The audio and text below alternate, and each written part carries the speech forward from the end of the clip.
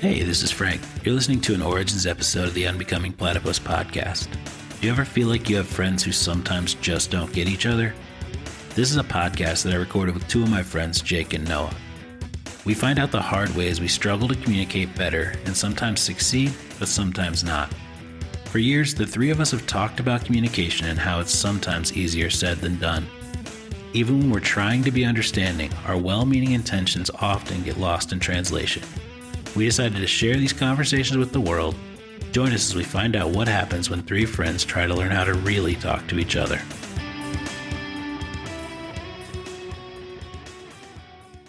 Did you prepare a topic for this week? I didn't know if you did, but I have a backup if you didn't.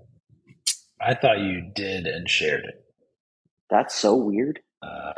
What I was going to say is that it was really interesting last time when we were talking about communication.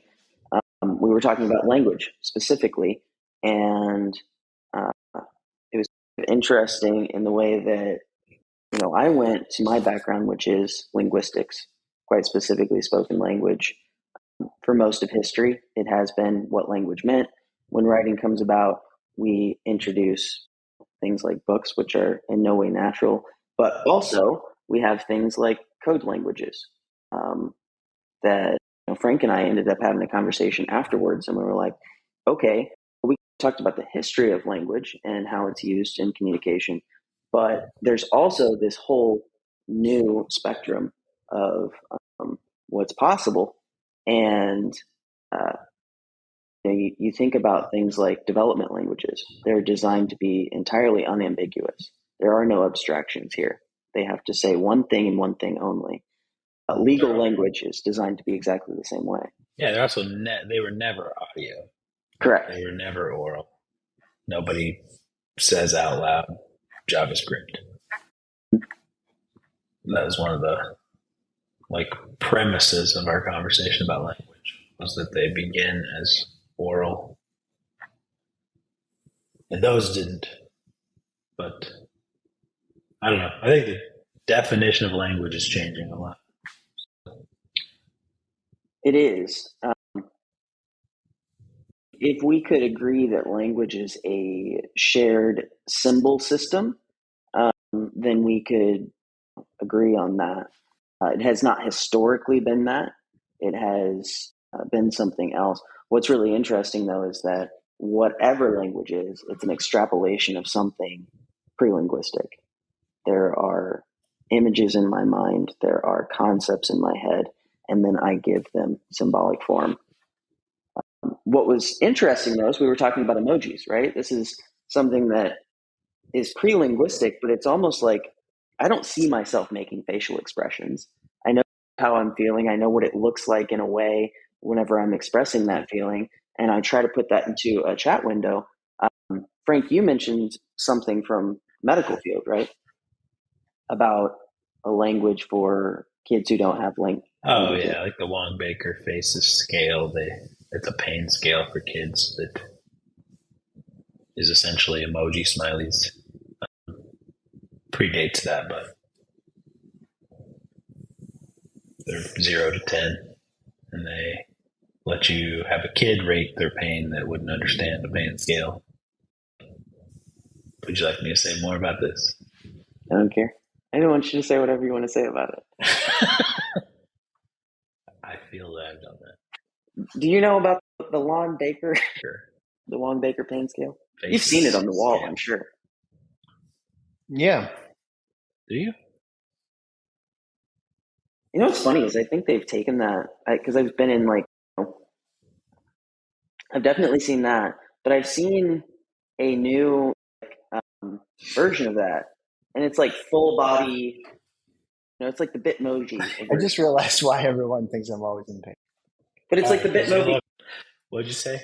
Well, recently, because I've seen that. I saw that growing up, but I think I've been in a hospital room recently, and it's actually got torso up versions of a person who's in pain, and they're more human, which is interesting because it's the exact same evolution that's occurred between the emoticon to emoji to Bitmoji sort of thing, trying to make it more and more human. Sure. Well, out of curiosity, I looked up the definition of language in the dictionary. In the dictionary. Well, I'm acknowledging that this might be different than from a linguistics perspective, is all I'm saying. Sure. The words, their pronunciation, and the methods of combining them used and understood by a community is the initial definition in Merriam-Webster. There are, of course, others. Oh, absolutely. That get more specific. Well, and that was my point. The conversation last week really engaged me and my experience with language, which is quite specifically linguistics, phonetics, phonology, Sure. the way those things are combined in spoken language. So it was very limited in its scope.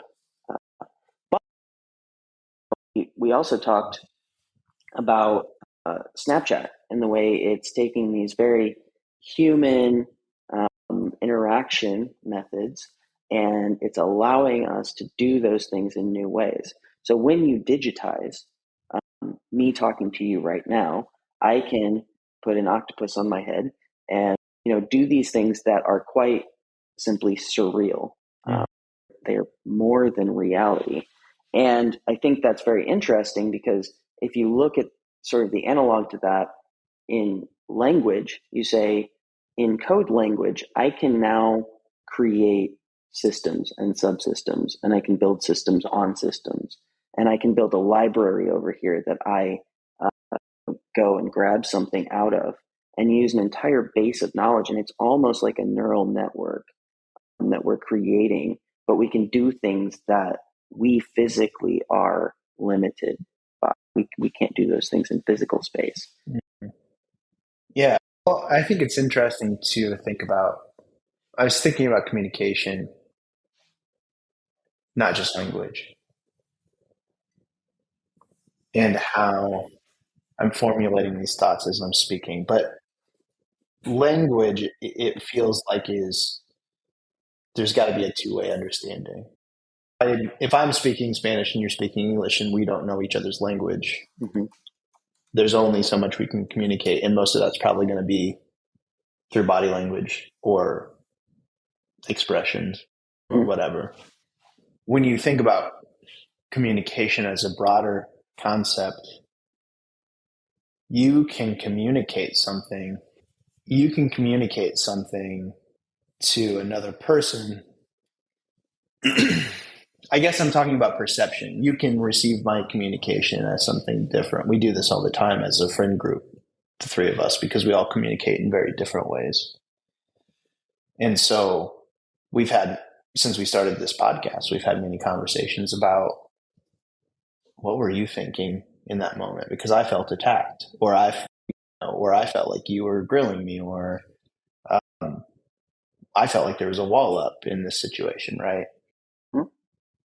And I wasn't communicating any of those, like the ones that were specific to me. Like I wasn't communicating any of those things.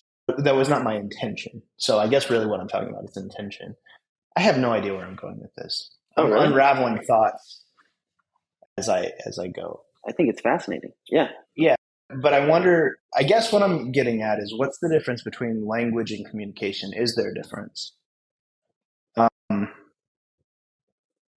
And I suppose if we look at intent, whether you're looking at communication as a broader thing or language as a more specific thing, either way, there's got to be some sort of intent behind it. And both of those can be received differently than what intended. Okay with it. There seem to be people in the world who don't have what I would call clear intent when they're communicating, but agreed. It's probably just like social intent or connection intent or something. Yeah, that's interesting because I agree with you, but also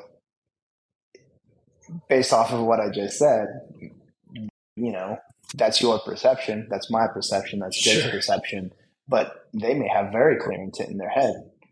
Yeah. I mean, I've also had them just say, I'm sorry, I'm rambling. I don't know what I'm even doing right now. Stop. I'm Yeah, usually okay with that. sure. Sure. Well, absolutely. And the way that I see it is that communication is a desire or an intention to move some concept from inside my brain to inside your brain, whoever I'm talking to, right? And language is always impoverished. It's never going to be able to refer to exactly the idea in my head. It's going to encapsulate it in these little morsels that we hope are shared symbols. And I hope that that symbol gets over to you as with as much fidelity as possible, but maybe sometimes it won't. I remember this thing that happened a couple of weeks ago. I was going to make a brisket, and I was going to buy most of the ingredients, and Brandy was going to buy the brisket itself. And she said, "Okay, I'm going to go to the butcher. Tell me what to buy." And I said, "Buy a 3-pound brisket." And she repeated it back to me, and she said, "Buy 3 pounds of brisket."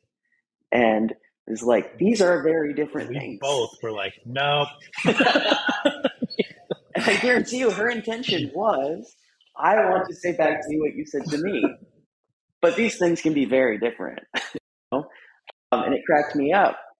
I won't beat this dead horse here, but something that's really interesting in the linguistic community is that what you're essentially referring to is this sort of cooperative principle of language.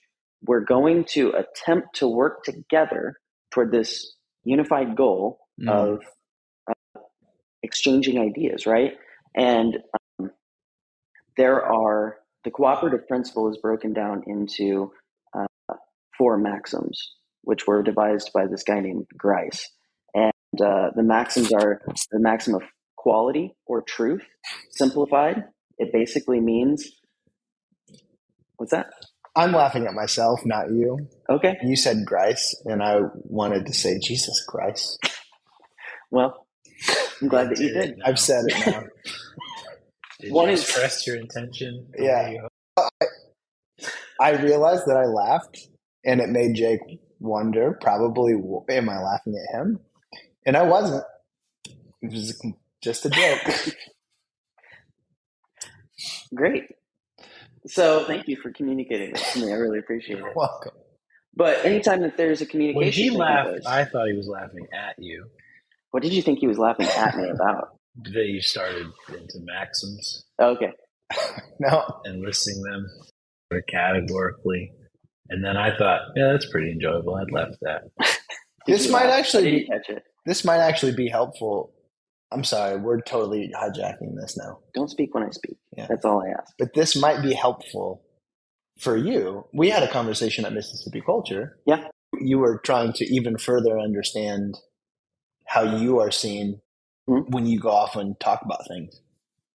And this might be helpful for you, that we're not always making fun of you. I literally had a stupid joke in my head about a word you said.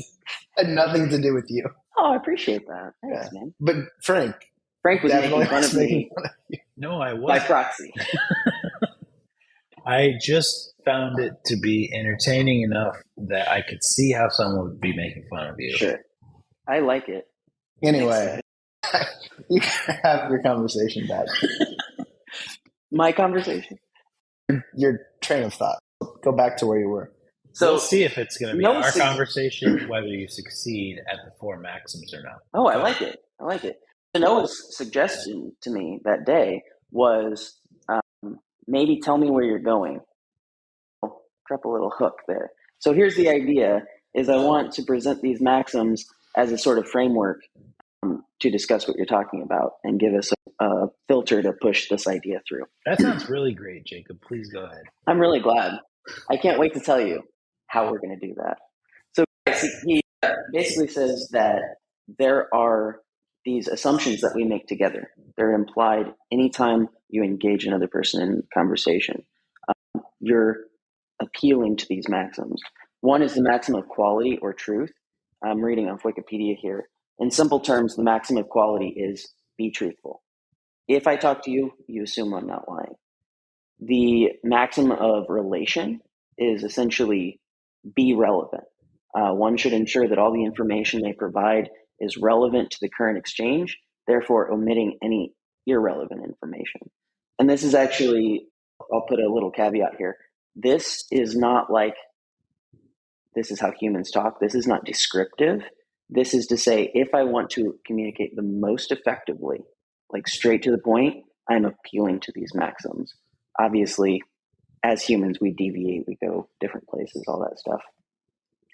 There is the maxim of manner or clarity. In simple terms, the maxim of manner is to be clear, whereas the previous maxims are primarily concerned with what is said. The maxim of manner are concerned with how what is said. In other terms, be, which I think is not one of the maxims. I think you need to be clear, and that is not clear. Concise? I think that's what perspicuous means. I'd just probably say concise. I think that would appeal to the maxim of clarity, which that is not. I had the dictionary up earlier. And then the last one is the maxim, I guess there's only 3 maxims. Okay. No, that's incorrect. Maybe I missed one. I was looking at 4 just a second ago. Oh, and the maxim of quantity. That's funny. I missed the first one. There were 4. In simple terms, the maxim of quantity is to be informative. So make your contribution as informative as required, while at the same time not making your contribution more informative than is required. That's called quantity? Yes. Oh, I see why. Okay. Give me the right amount of information, but not too much information, or I'm going to get lost. Yeah. So I think this is interesting based on our criticisms of your storytelling. Yeah. Because I think a lot of times that's where we get lost, is you're like, I'm going to back up 4 steps and I'm going to tell you all of this to get you to here. Yeah. No, I forgot that maxim. No. Okay. I like that because that makes sense. It makes sense to me. People get lost whenever I speak too much. My sort of premise or positioning of that is that oftentimes, just to provide context here, oftentimes my goal is that I'm talking about something very nuanced. And even if I believe that you understand that nuanced thing or you have some experience with it, just like you're looking at this coffee mug that's between us, you're looking at it from your perspective and I'm looking at it from mine. If I can back up 4 steps and take you on a journey, I can actually seat us in the exact same place. We've taken the same path to get there, so I know we're looking at the same idea from the same position and perspective, and then we can talk about this nuance. Let me ask you a question about this coffee mug. Yes, sir. Can you see the word Yeti on it? I cannot. Oh, it says it. Yes, because I've sat where you are. Gotcha. Yeah. Just a question. Well, that's my whole point. So I would say, and maybe it's just because of our relationship, quality and relation, I never have concerns with these 2. I think you're giving me something truthful, it's evidence-based, it's good. And I think it tries to be relevant for sure, always. I never have concerns in those areas. The other 2, the maximum manner where one tries to be as clear, as brief, and as orderly as one can in what one says, where one avoids obscurity and ambiguity. Mm-hmm. And quantity. Yes. As much information as is needed and no more. I'm not trying to critique you, but if there were strengths and weaknesses, that's how I'd split them up.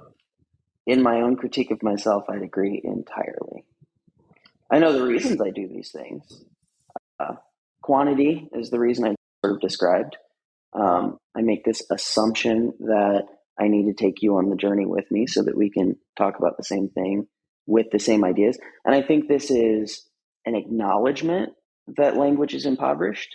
It's like, I know that my words may fail me, but if I can take you with me to this place, then we can talk about the nuanced piece together.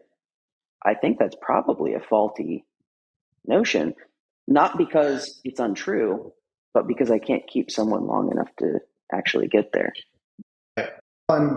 because Frank wasn't a part of the conversation at Mississippi Culture, my piece of advice to Jake was merely, in your head, you know why you're telling us all of this stuff and you know what the end game is. But we just hear you back up 6 steps and start talking. Give an intro. So if you say, as he called it, a hook, whatever, if you say, give me a reason to listen to you. If you just say, here's the thing, give me the result, and then I'll explain it to you, as opposed to, let me explain all this to you so then I can give you the result. It's copyright. Right. Yeah, for sure. I mean, I have had in the past a different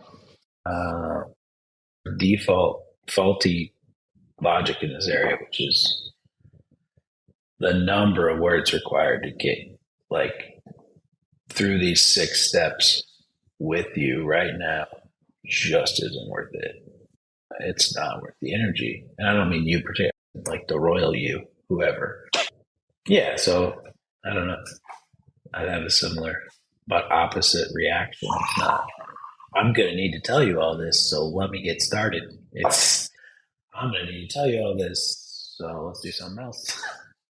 Yes, I agree with that. Believe it or not, as much as I talk, I still have that probably 70% of the time. Yeah. So I don't know what that says about me, that the shit that you hear is actually what has gotten through my filter to talk about. But yeah, so there's that. And then you said the other one is clarity. And I would agree with that as well. I have manner. Yes. Yeah. The maxim of manner, which pertains to clarity. And I agree with that. I have a tendency to, I'm just like exploring my intentions now. I have a tendency to believe that some things are better explained in a poetic and non-capped sort of way, because I know that I don't see the whole thing. I'm like describing this one piece and I'm like, yeah, and then it kind of flutters off over there somewhere. I don't know. Yeah, it's like water filtration though. Like, all right, it's good enough to drink, or it's going to be a couple hours, but I'm going to get the clearest water possible. And people are going to leave because they need a drink. You're absolutely right. This is the thing. Like, I see this conflict in me, or this like desire to stay away from. I could watch videos. I could read a book on storytelling, and I could make myself a lot better at communicating. If the goal of communication is actually to get you to understand what I'm trying to say, there are methods to do this very effectively. They're very available. Why don't I do them? Why don't I want to do them? Do you want an answer? Sure. I think you would much rather people explore the idea on their own than take your story. Like, just from knowing you, I don't think you want to like jam ideas in people. You want them to really explore them with all the depth and detail. That's actually a very interesting insight. And I think it is an effect of the thing. I think it's probably more likely that I have not landed on my conclusion yet. I am still thinking about this thing. And so it's presented as an unfinished thought. Yeah, I agree. I think I see why you differentiated it. But it's the same thing. That's what I mean. It's often why I don't tell someone the best approach to something in life. Even if I have a really good high utility one, I have a lot of trepidation about sharing what's great because I don't know if it's the best. Right. We three had this conversation not so long ago where it's like, Noah, we obviously have had it here as well, but Noah, how are you capable of making a statement like that? Like, you just make a statement, it is your opinion, and I have such a hard time having an opinion. I have a lot of knowledge. It's all floating there. It's all becoming something constantly, but it's never. I think I'm okay with being wrong is the thing. I'm not saying you are necessarily not okay with being wrong. Okay. But I form an opinion largely based on intuition, and I'm okay with being wrong. My entire life has been about learning new things and changing and growing. I don't see anything as finished necessarily. Sure. So maybe there's just less trepidation when it comes to that for me personally. I don't know. Again, I'm not putting this on you two. I'm just saying maybe that's the difference. What do you think? You see it? Yeah, I think that I agree. And I mean, I've had a bunch of growth recently in this area where I'm just like, really, because of how I am, it's through seeing other people sharing bad ideas in the world. And I'm just like, I mean, I don't have it right, but I got better ideas than that. Yeah. And so I should share them, even in draft. They're not finished. I say to my team at work all the time, this is what I think we should do. They look to me for direction, and I say, this is what I think the right thing to do is. If you think differently, tell me, because I'm perfectly fine with being wrong. Based on everything that I've learned thus far, I think this is the right path. And I will even defend it. If somebody on my team said, I think this or that, I will say, okay, let's talk about it. Here's why I think this. Why do you think this? And if they're right, I'm more than happy to go with their idea. Sure. That feels different to me. And I'm not sure why yet, but I'm the same way at work. When it comes to decision making, I'm decisive, I'm quick, I know the reasons why, and I can create a defensible reason. But when it comes to like life and what is best, and if something is good or bad or anything like that, I cannot come to a conclusion. Yeah, I think in some ways I disagree with you. Okay. About you. Great, please. Because I think you have, for instance, recently you said you have, now I don't know exactly what words you used, but you said something like, I don't have a moral framework or something like that. Yes. Okay. I see that as concrete, and I think you see that lacking concreteness. Do you want me to explore this? Sure. I do have a moral framework. So you've just totally disagreed with yourself. It's a very non-dual moral framework. Would you say it's bad to disagree with your prior idea that you didn't have a moral framework when you just said you do? It's very funny because I have a moral framework that is, I don't know how to put voice to this. Number one, answer to your question is, I think it's amazing to disagree with your former self. So you think it's good? Constantly changing. Your moral framework. So can I just interject one thing? If you think it's good to disagree with your former self, then what is wrong with having an opinion? If an opinion can change, what's wrong with having an opinion? I feel like 5 different questions just happened. I would like to answer all of them. That's a good point. We're grilling you right now. This is the grilling portion. No, it's fine. I just want to acknowledge that these are 5 different board games on the table right now. It's not one. It may appear to be one, and there are similarities, but they are 5 different board games, and I'm more than happy to move a chess piece on each.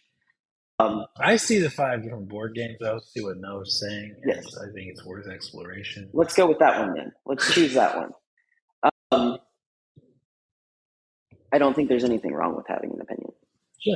I'm saying I can't do it, and you seem to have no problem with it. Yeah. I don't know how that happens. I would like to. For instance, we've talked about this before. You like sports. I've never been able to get into sports. And whenever I look at myself, I say, how do you choose a team? Like, it's the most arbitrary decision. What, because I was born here? They're a terrible team. I can't get behind that. What about those people over there? Well, what do I choose them just because they're really good at the game? I don't know. I can't choose a team. I think being a fan of a particular team is actually comes down to relationship. How does the relationship start? Sure. I think it's communal relationship, whether it's family, friends, just your community in general. You become a fan of something because you connect with other people around that team. So it's like a belief bundle. Sure. And, and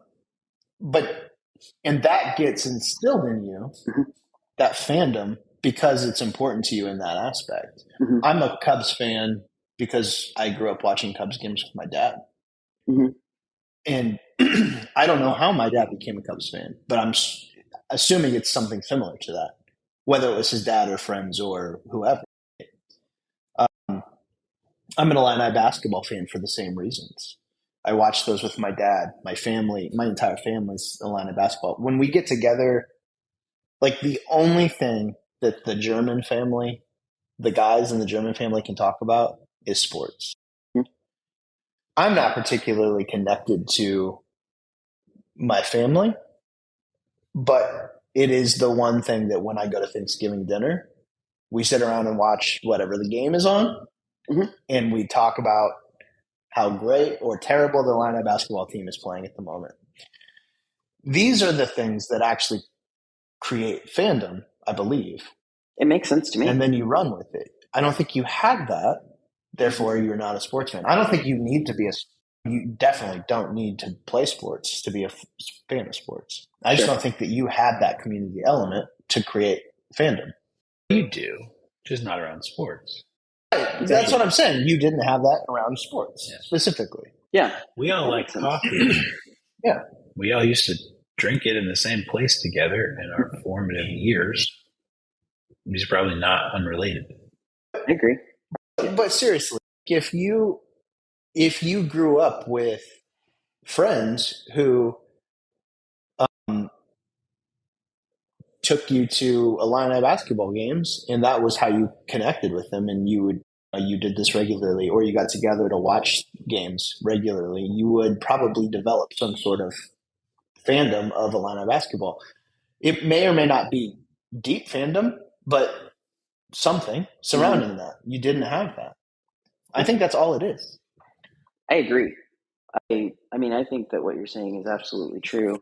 There are... One more point. Sorry. I think that community creates the fandom, which then creates interest in sports in general. I see that. Like it takes on a life of its own at that point. Sure.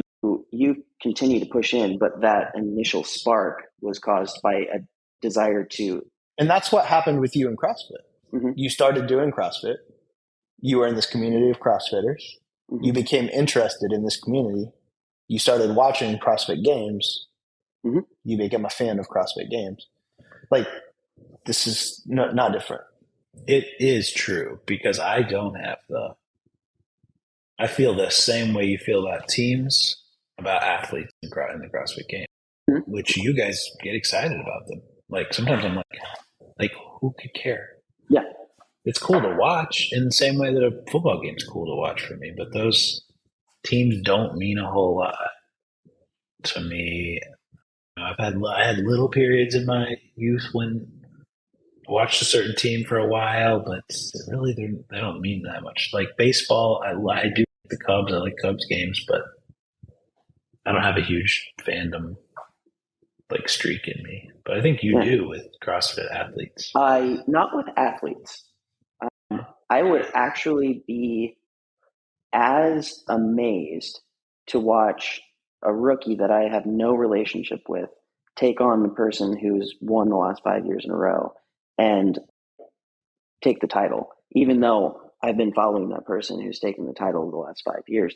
Like, that to me, it's more about humans doing incredible things and then recovering and doing another incredible thing.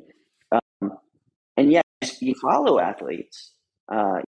This person is good at this type of workout. This person is good at this. This person tends to go out hot and this person tends to pace it. Like, these things, and you like personalities, right? This person is annoying. This person is interesting. But I do not care who wins. I really don't. I care about watching the sport itself. You care a little bit. You want Pat Vellner to win the games. That's interesting. I do. That's a really good point. We're breaking down Jake's thought that he doesn't have an opinion. Yeah, I do want Pat to win the games. Pat, I want you to win the games. Yeah. Patty Bellamy, if you're watching this. There is this relationship that, what's interesting, and this is, I'm not detracting from this. I'm saying I'm as much a fan of breaking things down as I am the opinion itself. So I am holding to the fact that I want Pat Vellner to win the games. And at the same time, I'm saying that is the most arbitrary thing in the entire world. Like, both of these things are arbitrary, and I'm as big of a fan as breaking that down and being interested in the belief itself as I am holding the belief. You've built a relationship with Pat Vellner. Uh-huh. I've built a relationship with the Cubs. Yes. That's all I'm saying. I don't disagree. I'm saying, why Slack and why not Microsoft Teams? Because you have the most experience with Slack. When you ask that question, I go, that question doesn't make any sense because I don't like either of them. Except you rail on Slack. It's the one that I use every day. And then I said, would you say you hate Microsoft Teams? And you say, I think they're all the same. Yeah, I do hate Microsoft Teams. So you did? Oh, okay. All right. I have said many times that I think all the communication tools are the same, and I don't understand why we are even having this conversation. But then my point goes, so you hate communication tools and the evolution of technology and corporations trying to be proactive about solving problems. Yeah, I think that's the thing about Slack that I hate. And you call the problem Slack. I think that's the thing about Slack that I hate the most is that Microsoft Teams is just Teams. I don't like it. I don't think it's good, but it solves the communication problem, in my opinion. Okay. As far as I have a communication problem, it solves it. Somebody can message me on it. That's all I need. Slack is continually trying to solve problems that don't even exist for me, and then they create other problems for me. Slack is way too proactive. And I use it every day, so I'm constantly dealing with the issues that it presents to me. I'm not using Microsoft Teams. I do have meetings on Teams occasionally with clients, and when I use it, it presents problems to me that I also hate. I don't like any of them, and they all solve the same problem to me, which is, to me, why technology in general drives me insane. Uh-huh. I'm so much more comfortable with you saying technology in general drives me insane than I hate Slack. Slack is the problem. I've never said Slack is the problem. You're putting words in my mouth. We have recording. Let's go back. Okay, let's go find Paula, pull it up. I would like you to find that particular sentence. They don't know that. Yeah, so we should get off of the topic of Slack. And why? What I find most interesting about this entire thing is that Jake is so fixated on it. Jake brings it up more than I do. And he uses terms like, what was the term he used that one time? Vendetta. You have a vendetta against Yeah. That's bizarre. It's really... You are wrong about Slack. I have no problem with that. Like, it's okay to be wrong. Way to state an opinion, man. It is the best tool for scaling teams. The best communication tool. I acknowledge that you might be right when it comes to a larger team. I work in a very small team. Yeah. It does not suit my needs. Right. So if you're going to grow a business, which why have a business if you're not going to grow it? That's just a personal opinion as well. It's the right communication tool. Sure.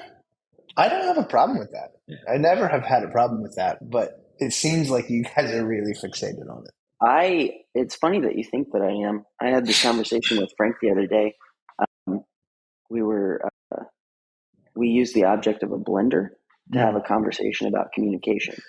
I'm using the object of Slack to talk about the concept that I have a hard time stating opinions, and you have an easy time stating opinions. I'm far more interested in concepts than I am any sort of concrete notion. I would have never guessed that until you stated it explicitly. Wait, can you state it explicitly again? More explicitly. As a joke, or you really want me? No, something I missed in the thread of this conversation. Oh, the other day you and I were talking about a blender. I remember. Except we weren't talking about a blender. We were talking about communication. We were using far too many words for the problem. That's an opinion. So go ahead. My point is that it may seem as though I'm bringing up Slack often. It's because it is a shared topic that demonstrates an idea that I'm trying to talk about. And the idea here is I have a hard time landing on and stating firmly an opinion, and Noah seems to have an easy time at it. Now, obviously, we could break that up because we just did. We said Jake wants Pat Vellner to win the games. Jake dislikes mushrooms. These are sorts of subjective opinions that I have no problem stating. They're also rather arbitrary. And so I brought up what I thought was a rather arbitrary opinion. From that framework, I have developed a relationship with Slack, and it's not a good one. I like that. It has, in my experience, been a poor tool for me. That's different than Slack sucks. It's in my mind. Poor relationship. Sure. But I want Pat Vellner to win the CrossFit Games. I don't think it's that different. That's an opinion. You like Pat Vellner. I don't want Noah Olson to win the CrossFit Games. Noah Olson sucks. These are different. Do you feel that opinion about Noah Olson? I don't want Noah Olson to win the CrossFit Games. I don't think Noah Olson sucks. I think he's amazing. Yeah, sure. I think that Slack is the best communication tool for teams. I have a bad relationship with Slack. Like, those are different things. I could never say it's the worst tool. Sometimes I think the arbitrariness of the topics that we choose to target in one another sort of damage the ability to get the symbol through. Yeah. Noah doesn't want to talk about Slack anymore. Oh, yeah. And when we talk about Slack, the likelihood that he follows the thread that doesn't have to do with Slack and has to do with this arbitrary concept is lower because it's like repellent. Why Slack again? I also don't believe that I said Slack is the worst tool. I hate Slack is my opinion. That's the opinion that I've consistently stated. Sure. And maybe this is the communication breakdown, is that I keep feeling like you're saying I said this thing or that thing, which I did not say. I simply stated I don't like Slack. In my experience, I don't like Slack. I've said over and over in my experience, I don't like Slack. Yeah. So, completely agree. You say something, I hear something else. Yeah. That's all I'm trying to get at. And I'm not even upset, to be clear. I'm just saying I am frustrated because it keeps being, as Frank just said, it keeps getting brought up. And I'm like, why? This is not even, because to me, it's done. Like, I have an opinion about Slack. That's all I was trying to express. And it got turned into this like vendetta that Noah has against Slack. And I would never tell someone else not to use Slack. I would never tell anyone Slack is the worst tool. I don't think I've said that. Would you say that you're on a pogrom against communication tools? I wouldn't say that. A pogrom. Oh, I don't know what that is. Look it up. Do you have the dictionary pulled up? Pogroms. Oh. Have you seen Plymouth Rock? No. Is it like Little Rock? Anyway, that's the frustration for me about Slack at this point, is that I feel like something's being put on me that I didn't say over and over again. Sure. And all I tried to communicate was that I have experience with Slack, and it's a poor one. I don't like it. I've also acknowledged if I worked in a larger team, the way that Frank described in that episode, I might completely feel differently. And I've also acknowledged today that I'm perfectly fine with being wrong. All right, let's stop talking about Slack because I agree. And I think that what you're saying makes sense. I'm trying to talk about opinions and stating opinions, and you're hearing Slack. So it's a poor sort of platform to talk I hear about. opinions after you said opinions. Okay. There isn't a way to talk about an abstract thing that makes you feel a way without an example. So I would just stop using Slack and find a new one. Yeah. And then don't target that one for weeks in a row. Sure. Because they're good topics. Yeah. But it's as examples, not as like Noah doesn't need to be positioned as a Slackator. It doesn't help anyone. Yeah. Slack is never going to sponsor this podcast. Maybe they will. I mean, if they're really interested in proactively solving when problems. you reach the conclusion that it's the best communication tool on the internet, Oh, maybe. they will want to take people on that journey. Oh, maybe. Oh, You guys I'll are gonna, try. You're going to have to watch the Origin series. I'll try hard for the money. Let's get back to Maxims. no, like the fandom/opinion thing that we were talking about. Okay. I want to hear more about how you have opinions but don't. So this is You're slacking him right now, man. You know that. No, I want to feel hear like what he he has to say. All right. I don't feel like it at all. I mean, Can we make it a verb, though? what's that? Slacking him. Oh, you're slacking him right now. I think I like it's that. already a verb, but it means communicating on Slack. Haven't you seen? Haven't you heard? Slacking him is a verb. Okay. So, no, I think this is a very interesting topic because what I'm trying to point to is that there seem to be different types of subjective opinions held. There are subjective opinions that have some basis in objectivity, which is like, when I eat mushrooms, I feel like I want to puke. This is a true thing about me. This is why I can say I don't like mushrooms. Still subjective, but objective in some way. Sure. I want Pat Vellner to win the CrossFit Games. Totally subjective. Based on my experience, I feel excited at the idea. I feel like it's very, very arbitrary that I've come to that conclusion. So maybe I don't like mushrooms isn't really an opinion. Maybe it's a fact. Sure, I'm fine with that. It's sort of a subjective fact about me. Yes. You have taste physiologically.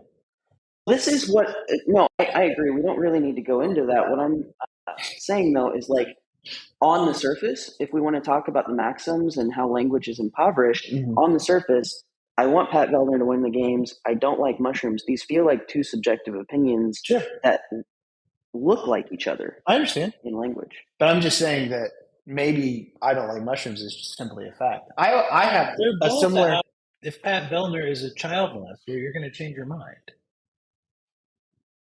Sure, it changes the relationship that I have with him. If enough bad things happen to that guy or come out about that guy, you're going to change the way you see him. I agree. No, I agree with what Jake was saying, though. That changes the relationship. It's still not factual. But how can it be a fact? It is an opinion. Then you said it was a fact. The mushrooms is a fact.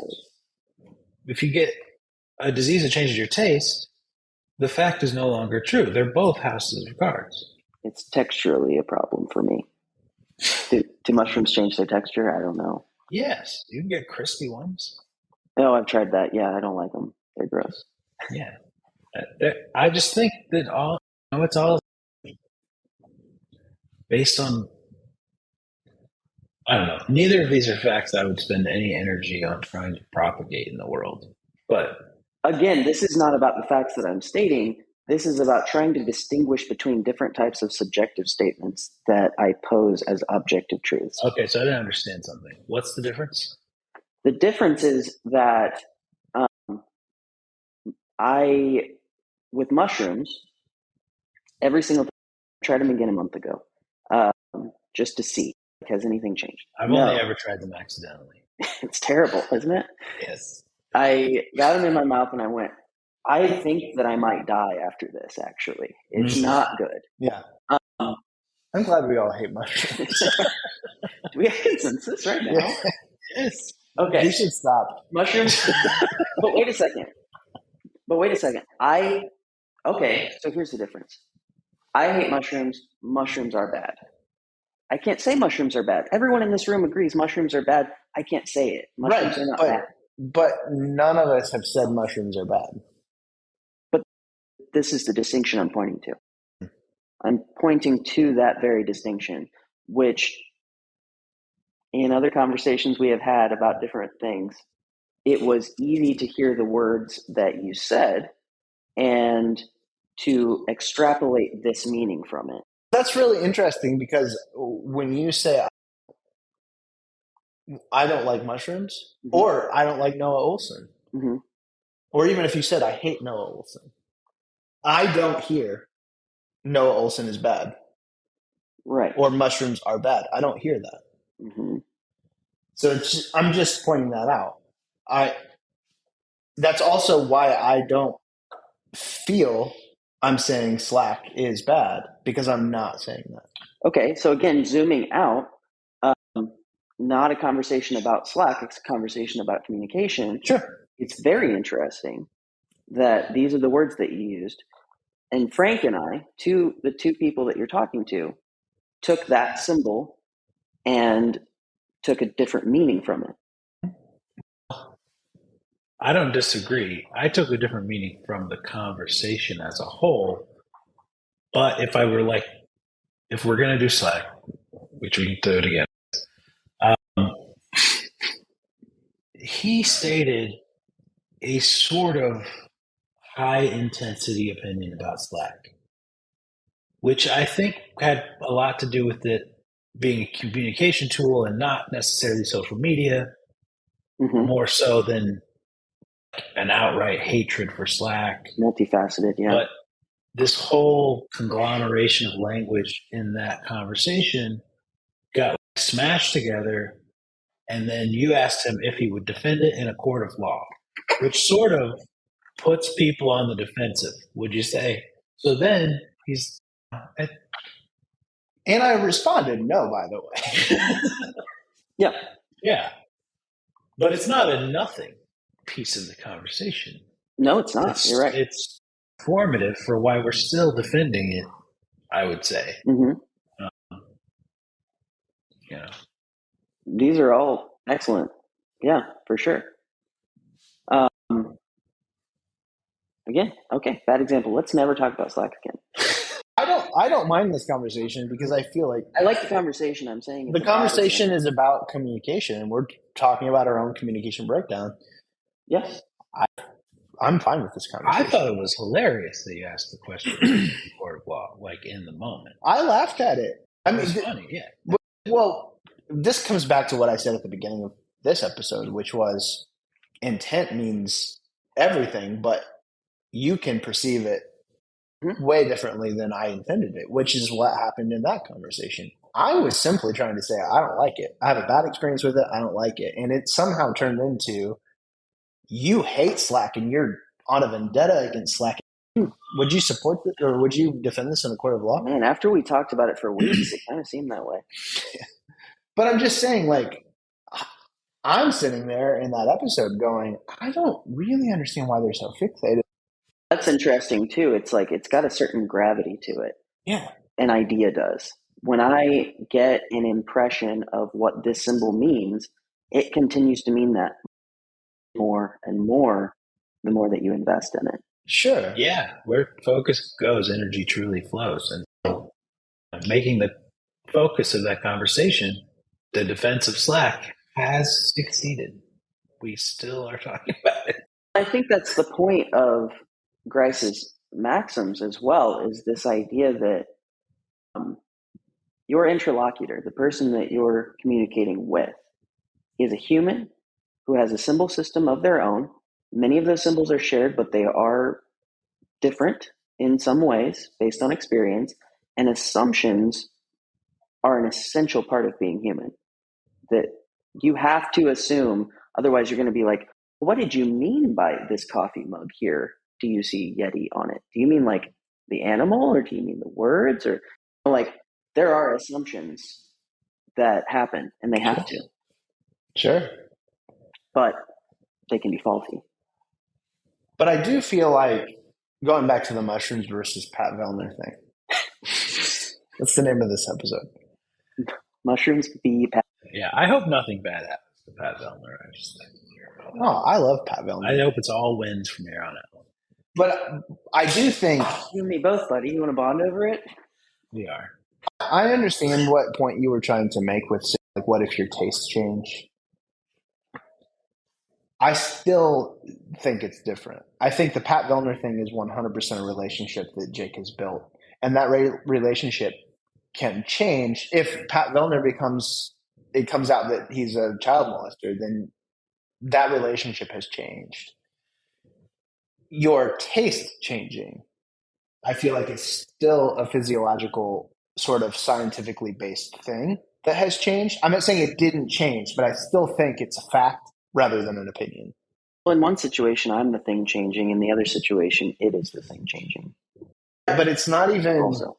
But it's not your relationship with mushrooms. It is literally physiologically, all of a sudden, they taste good to you.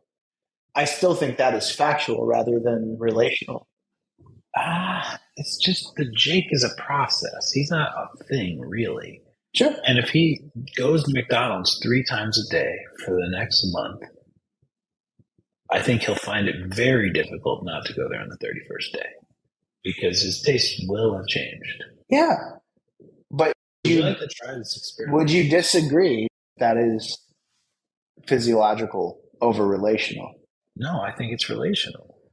You do think it's relational? Because of his relationship with the food, he now wants it more. But the relationship is physiological. Yes. Which relationship is not? Good point.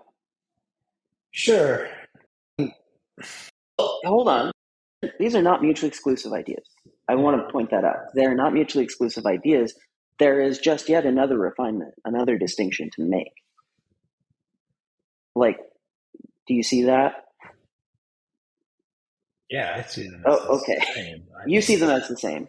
Do you? I see them. I see your point. I still disagree. But also, I think this is a matter of opinion.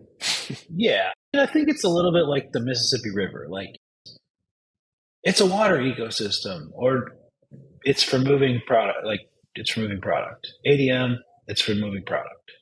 That's what it does. But the fish don't see it that way. And your perspective is the only difference. The thing is the same. That's where they get their food. That's where they get their money. I don't know. I see what you're saying. My perspective on Pat right now is based on his athletic achievements, and his likableness, his personality as a person, right? So this history does not go away. And then all of a sudden, some impact occurs. I'm just walking through this. And it doesn't change any history, though I may project the current moment and my current opinion back on that history. What did you think about Ricky Garrard before he tested positive? I did not have any relationship with Ricky. The first time that I heard anything about him was in a documentary where I heard that he was doping. Okay. Bad example then. Yeah.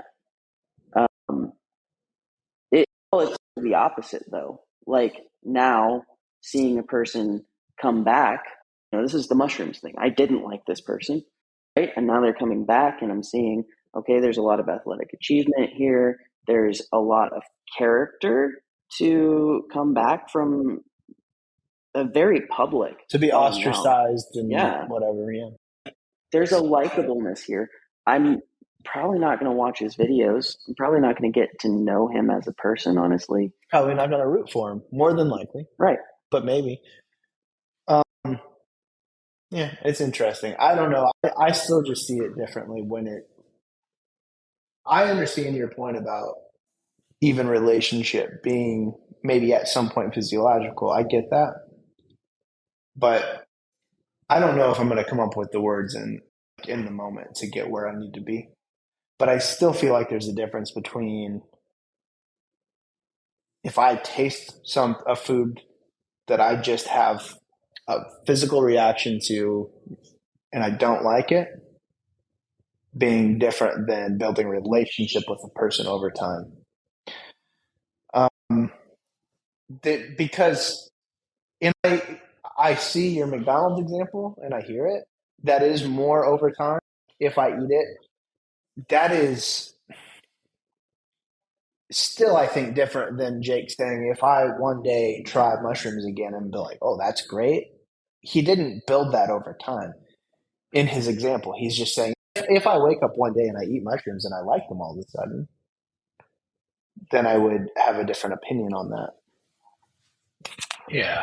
I don't know if you can do that with mushrooms. It doesn't seem possible, but Right. There's actually very interesting research on this. Continue. there was a time when I hated coffee. Me too.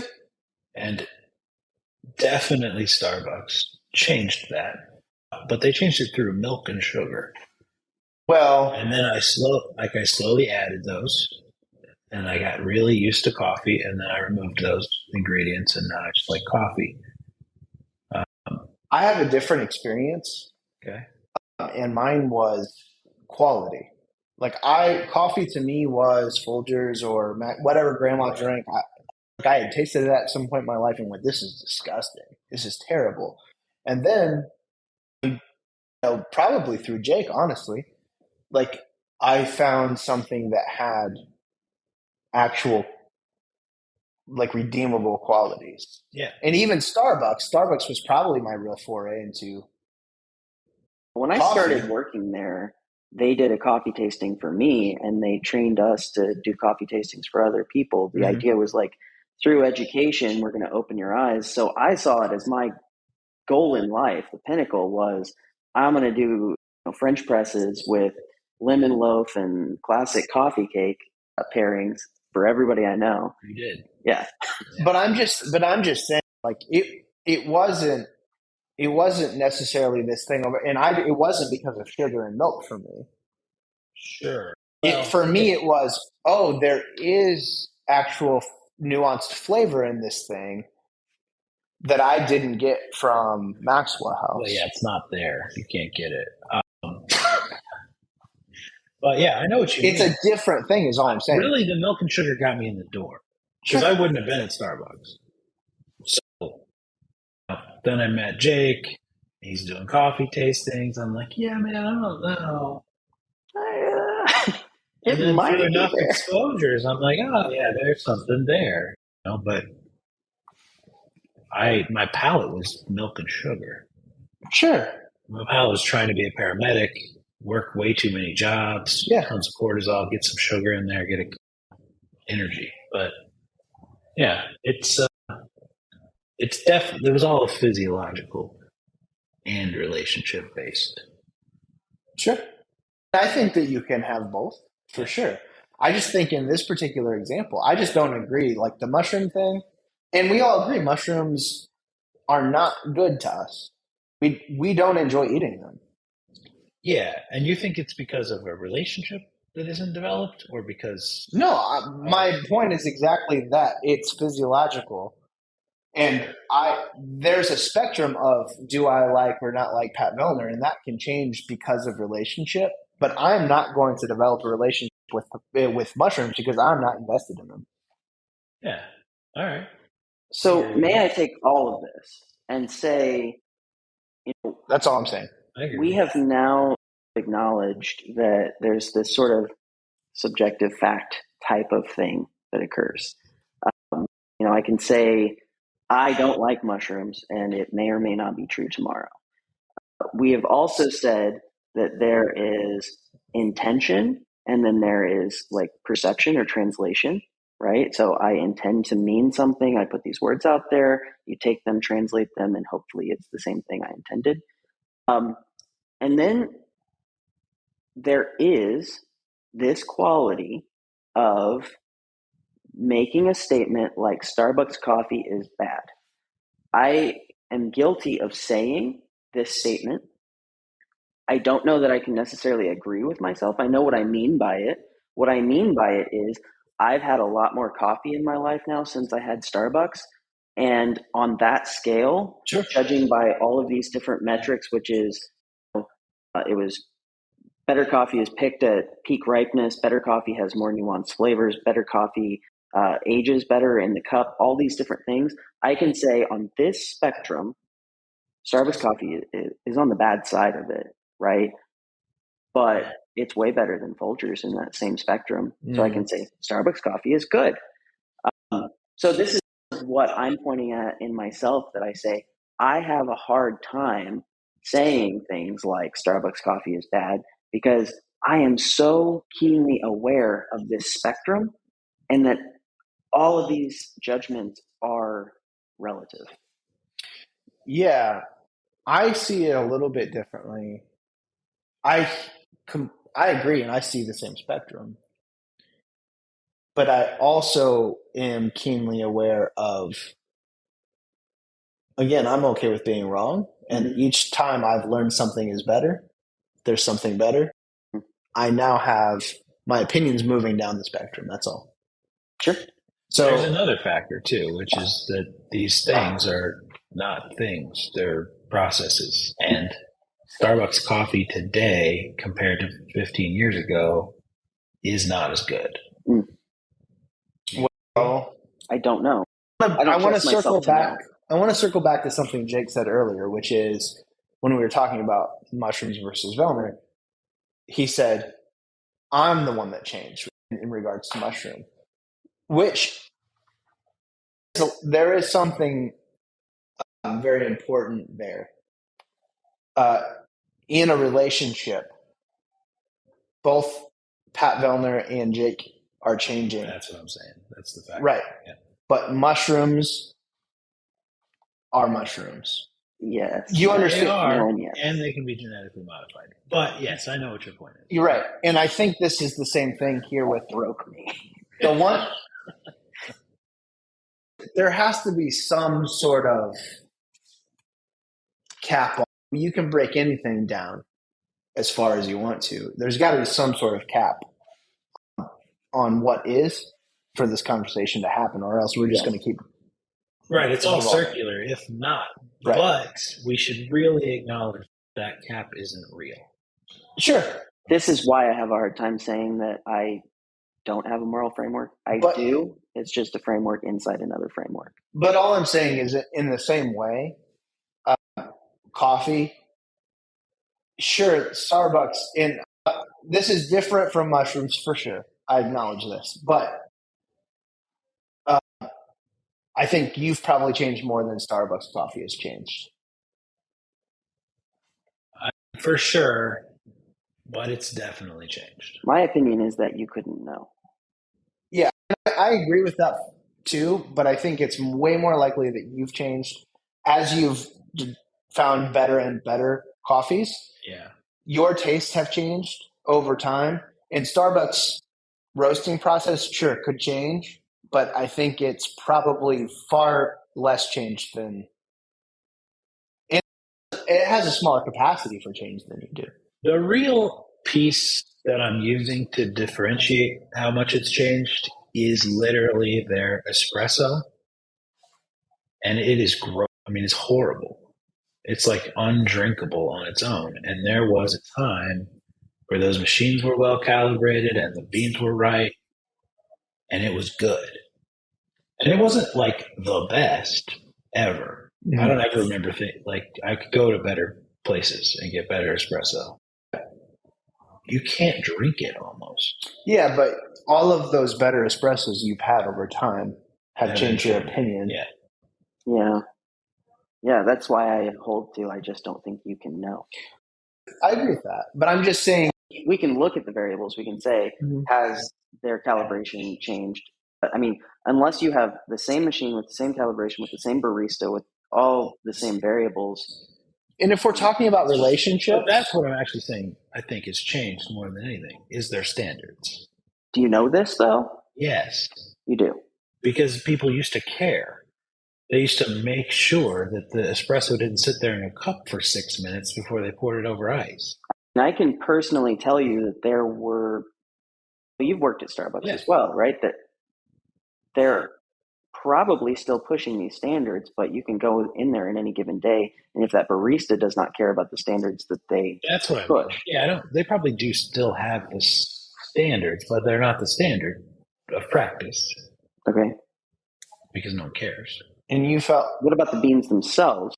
I don't know, yeah. Go in there and I could buy a bag of Kenya, and I'm assuming it's coming from probably similar farms, similar region, roasted to the same specs.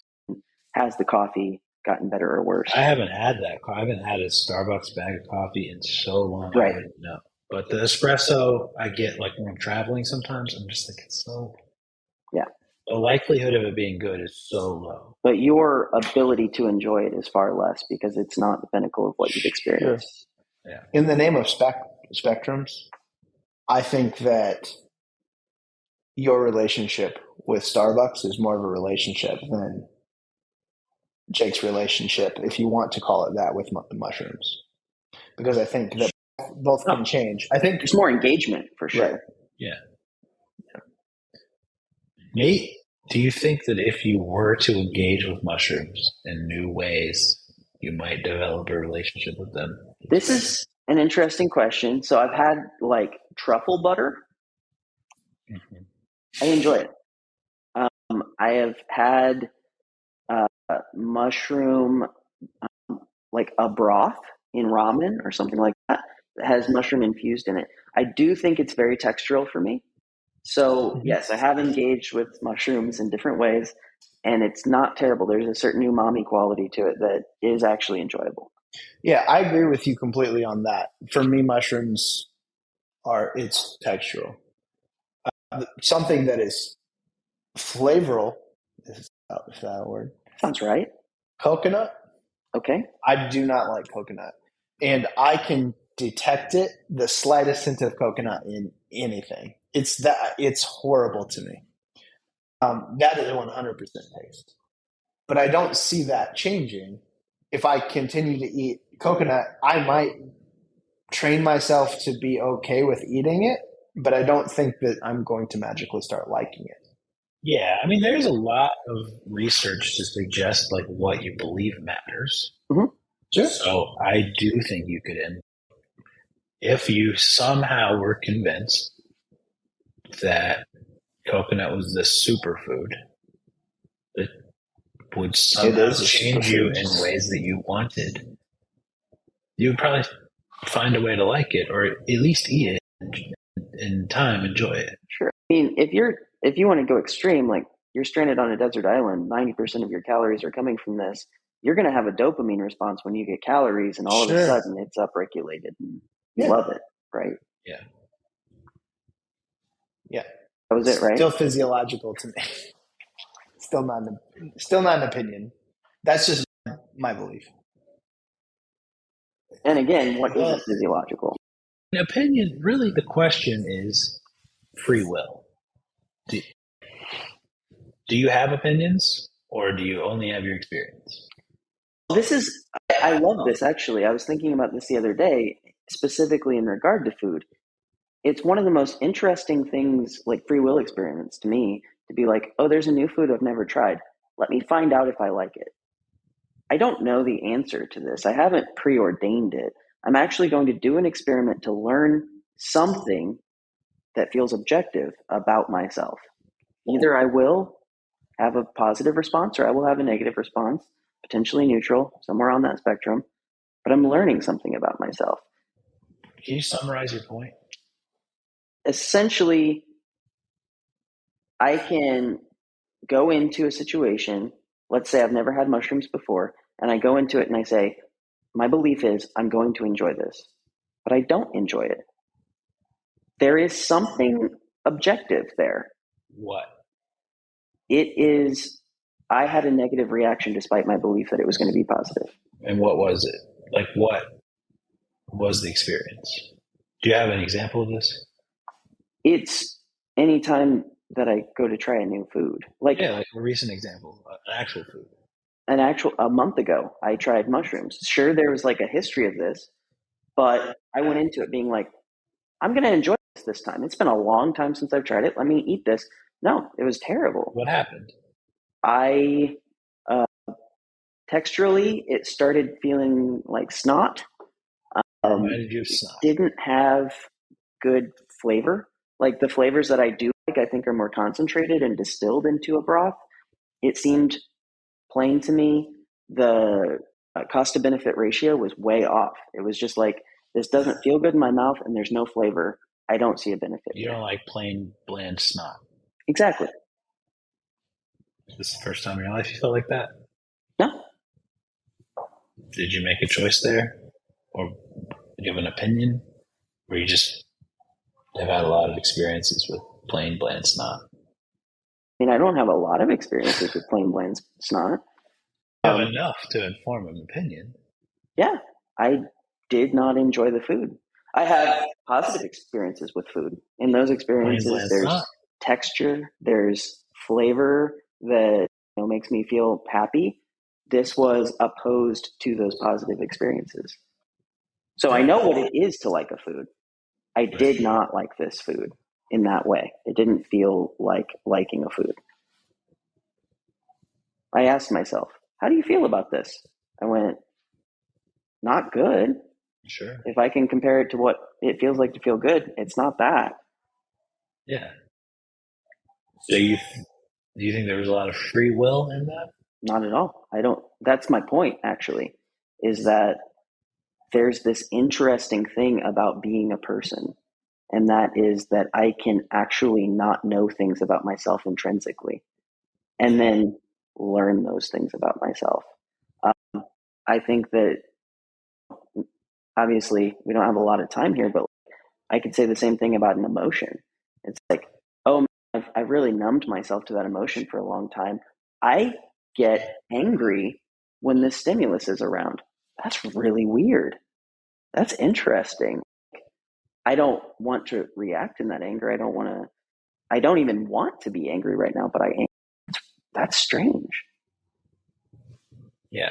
Yeah. I mean, I just think that opinions are mostly history based and emotions are mostly history based.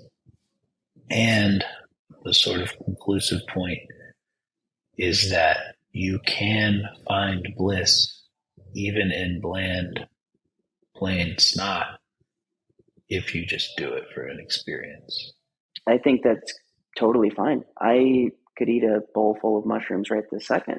You're exactly right. It is not an enjoyable experience right this second Could be. compared to what I've experienced before. Let go of what I've experienced before, and all of a sudden it could be. I have no problem with this. The point here is that if people are a process, then I am at this moment the sum of those experiences. And that part is true. Yeah, I can choose not to be, but I still am those things. it's definitely true. It's just there might, like for me, backing away, zooming out, and I'm doing this either way. Whatever it is, the next thing I'm going to do in my life, I'm going to do either way. Mm-hmm. So if it's cleaning the floor, I can say, I am a person who hates cleaning the floor. Sure. It's going to be a terrible experience, or I can just clean the floor and be there for it. And I can even do the best job possible if I wanted. I think the point you're making provides a very high utility in situations. Like it's an incredible practice to have access to a tool in your toolbox for situations that you don't have control over. Accept it. And hey, it's even better to be happy about it whenever you go into it. You can turn it into a positive experience. When, and I don't know the metric for this, when it's simply preference and you get to say, I'm choosing my meals for the day and I'm going to choose not to have mushrooms in any of those meals. It doesn't make a difference to my life. It doesn't make me better or worse as a person. but I do know this about myself, and I'm going to choose not to give myself mushrooms. Sure. These are different things, right? Like there's great utility in what you're saying, but is it like the better way to be in every situation? I don't think so. No, I agree. It's just it's a good practice so that when your steak comes out with mushrooms on it, you can still have a good life. Absolutely.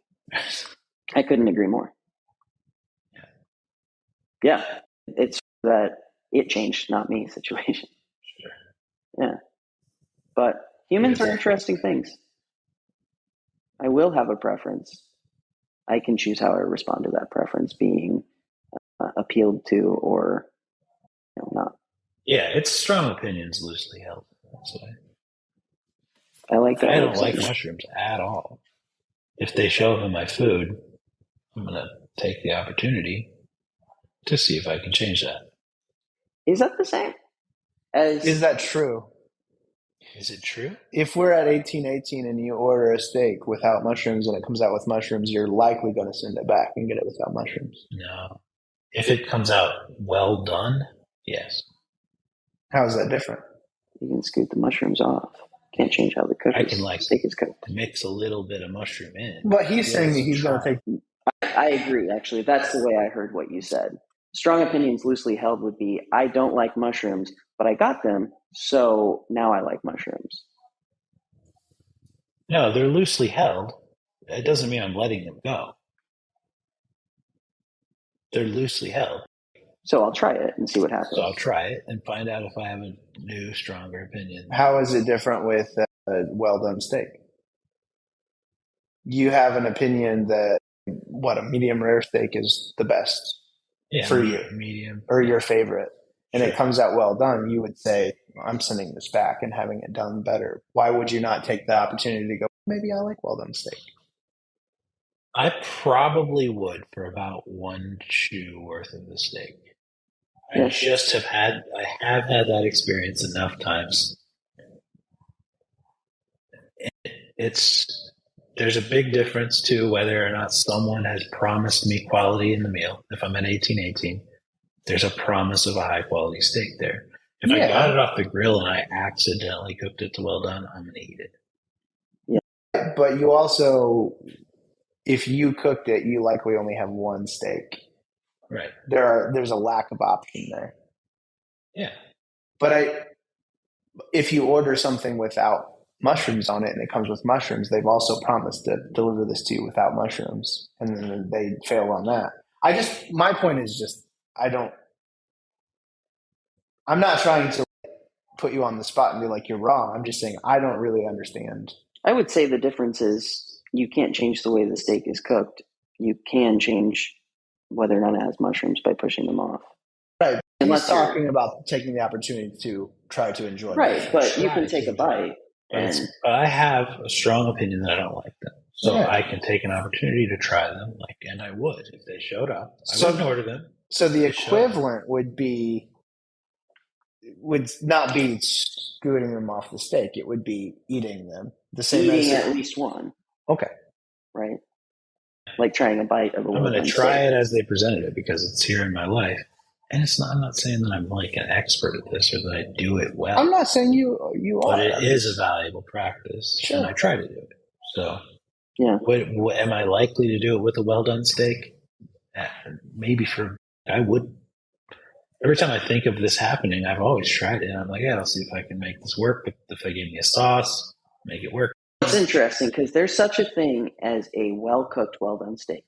And there's such a thing as most of the well-done steaks I've had in my life, which are I accidentally overcooked that thing and I didn't do it at a professional level. So that's an interesting thing and a new experience in itself is like, what is it like whenever a professional chef hears well done and then cooks it well done? That's a different thing too. I know you've got to go. I just want to say this because I think it's an interesting topic that we could explore at some other time. And that is this idea that the more experiences we have with something, the more confident we are and the more strongly held a belief is. And I also think there's that whole self-fulfilling prophecy thing, which is I'm not going to like like well done steak. So I'm having yet another bad experience, which then reaffirms this belief again. I just see that dynamic happening in myself and other people constantly. And it's an interesting thing. I've also had my confidence completely shattered in my ability to hold a belief before, which is interesting psychologically to watch what happens there as well. Which belief?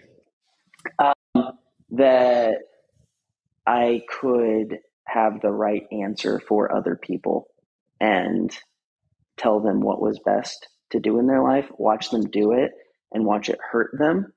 And then to be like, I don't want to talk out loud anymore. I don't want to express this opinion about what a person should do because I've been wrong and I've hurt people. We should definitely talk about that. Yeah. Because that's a hard battle for humans to figure out what to do. But ultimately, isn't it the listener's responsibility to choose whether this advice is best for them? It is. And your responsibility to share what you believe. It's an interesting conversation. Like I said, I like it. Yeah. Next time. Hey, it's Frank again. Thanks for listening to an Origins episode of the Unbecoming Platypus podcast. If you enjoyed this episode, please subscribe to our podcast to stay updated on future episodes. You can also check us out online at theunbecomingplatypus.com. We hope these conversations inspire you to improve your communication skills and deepen your connections with your own friends and loved ones. Until next time, this has been the Unbecoming Platypus podcast.